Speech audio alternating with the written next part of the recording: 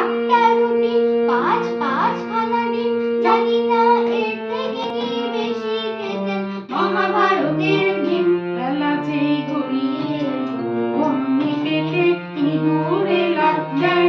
ঘরের মাঠটায় আমার পেট ছাড়িয়ে পৌঁছে গেছে পায়। এ কেমন দেশে এলাম, এই তো খেলাম আবার খিদে পায়।